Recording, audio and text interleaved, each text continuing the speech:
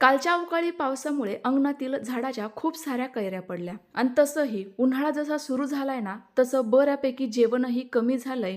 म्हटलं आता तोंडाची चव वाढवणारं या कैऱ्यांपासूनच चमचमीत इन्स्टंट लोणचं बनवूयात, जे बनवायला अतिशय सोपं आहे, घरगुती साहित्यांमध्येच तयार होईल आणि याची चव देखील नेहमीच्या लोणच्यापेक्षा थोडीशी वेगळी चटपटीत असेल.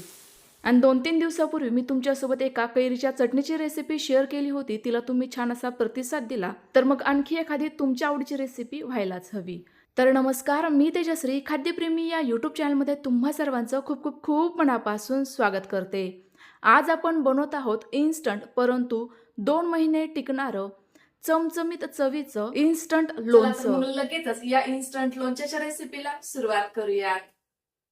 तर या कैऱ्या थोड्याशा पडीच्या म्हणजेच झाडावरून खाली पडलेल्या आहेत, त्यामुळे या थोड्या थोड्याशा नरम असल्यामुळे मी आत्ताच त्या धुवून घेते. जास्त वेळ काय पाण्यात भिजवल्या नव्हत्या, नाहीतर मग त्याच्यामध्ये पाणी घुसलं असतं.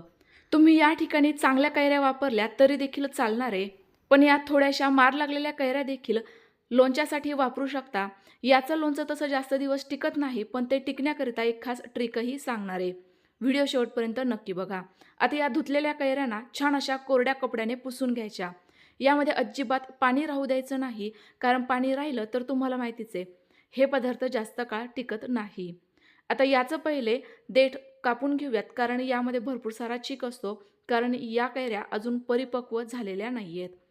आता तुम्हाला जेवढ्या शक्य आहे तेवढ्या बारीक फोडी याच्या कट करून घ्यायच्या.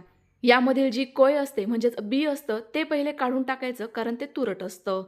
तर बघा, रेग्युलर लोणच्याच्या फोडींपेक्षा या लोणच्याच्या फोडी मी एकदम छोट्या कापतेय, कारण आपण हे इन्स्टंट लोणचं बनवतोय, तर लोणचं पटकन मुरायला हवं, ते लगेचच खाण्यात यावं याकरिता.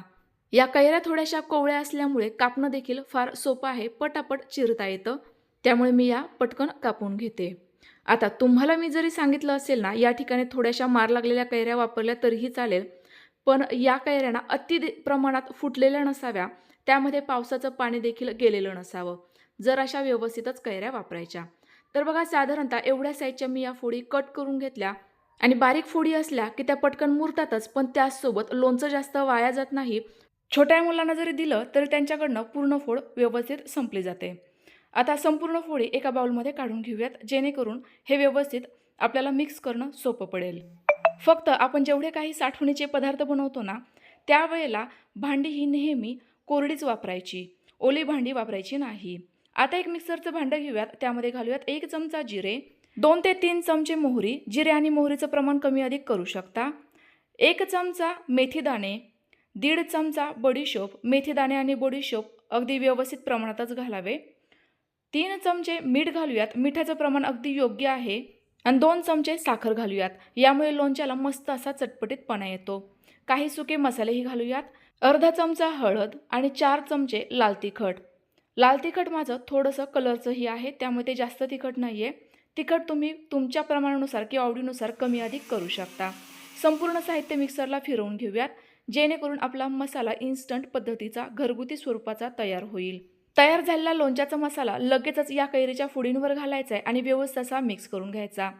मिक्स करतानाच तो थोडासा ओलसर होतो, त्याला पाणी सुटल्यासारखं होतं. यावरूनच तुम्हाला लोणच्याच्या कलरचा अंदाज येईलच. यानुसार तुम्ही काश्मीरी तिखट जर एकदमच फिक्का कलर आला असेल तर वापरू शकता. आता हे जरा वेळ साईडला ठेवूयात आणि 20 ते 25 लसूण पाकळ्या घेऊन त्या छान अशा ठेचून घेऊयात. या लसणामुळे देखील लोणच्याला अप्रतिम टेस्ट येते, त्यामुळे लसूण तुम्ही आवर्जून घालावा. आता फोडणीची तयारी करतोय, त्याकरिता एक छोटूसा पॅन घेतलाय, त्यामध्ये साधारणतः 50 ग्रॅम तेल घालूयात.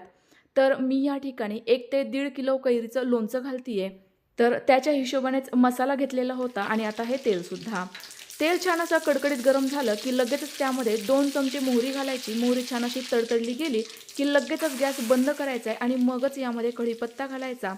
हा कढीपत्ता छान असा कुरकुरीत होईपर्यंत तळायचा आणि नंतर यामध्ये 3 ते 4 सुक्या मिरच्या आणि पाव चमचा हिंग घालायचा. सुक्या मिरच्या घालणं पूर्णतः ऑप्शनल आहे. गरमागरम फोडणी लगेचच लोणच्यावर ओतायची. आता आपण रेग्युलरचं जे लोणचं असतो ना, जास्त काळ टिकणारं, त्यावर अशी गरमागरम फोडणी घालत नाही, पण या लोणच्यावर घालायची, जेणेकरून आपल्या ज्या फोडी आहेत ना त्या पटकन नरम पडतील आणि लोणचं पटकन असं मुरेल, ते लगेचच खायला तयार होईल. आता हे पटापट व्यवस्थित असं मिक्स करून घेऊयात. तर तुम्ही बघत असाल आपल्या या लोणच्याला काय भारी रंग आलेला आहे. मी घरगुतीच आपला मसाला तयार केलेला होता, तरी देखील अगदी जबरदस्त हे लोणचं दिसतंय. टेस्ट तर अप्रतिम आलेली आहे. मी तुम्हाला शब्दात सांगू शकत नाही. त्यामुळे तुम्ही नक्की ट्राय करून बघा. मला खात्री आहे तुम्हाला या पद्धतीचं लोणचं खूप जास्त प्रमाणात आवडेल आणि खात्री देऊन सांगते, तुम्ही दरवर्षी याच पद्धतीने लोणचं नेहमी कराल.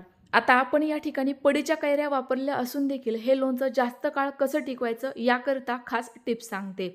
तर लोणचं भरण्याकरिता नेहमी कोरड्या बरणीचाच वापर करायचा. शक्यतो काचेची किंवा चिनी मातीची बरणी घ्या.